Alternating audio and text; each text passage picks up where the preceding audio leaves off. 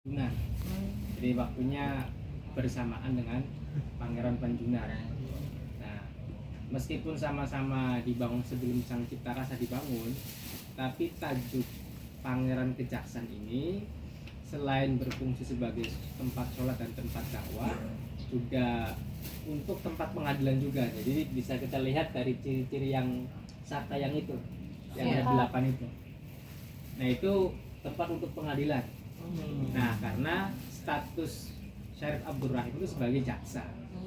Jadi di era Pangeran Cakra, era Sunan Gunung Jati, beliau sebagai jaksa. Nah, anggota jaksanya di antara Maulana Maghrib, itu anggota jaksa gitu ya.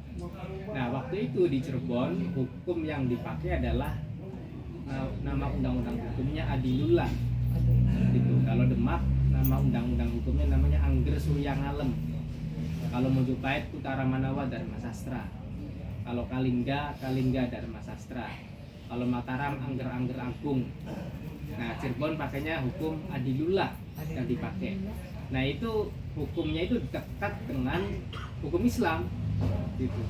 Sampai era Kesultanan, era Kesatuan Kaloman itu yang dipakai hukum Islam. Jadi kalau ada persoalan hukum yang menangani para ulama.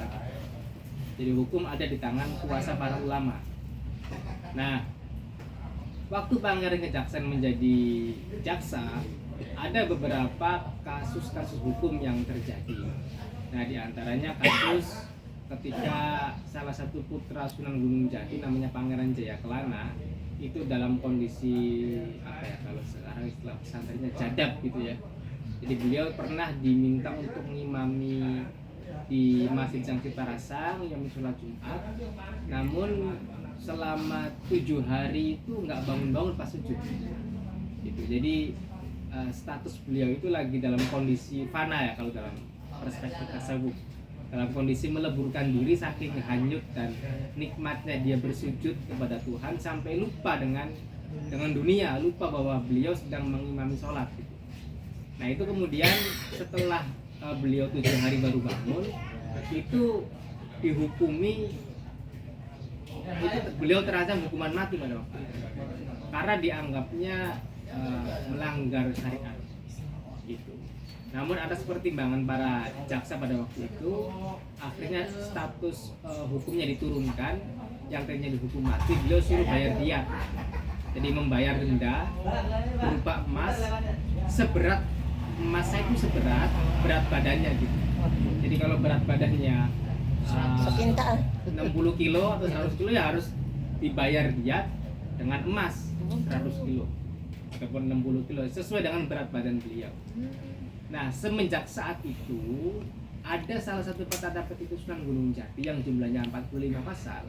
Salah satu pasal yang menyebutkan aja ngimami ning Masjid Agung.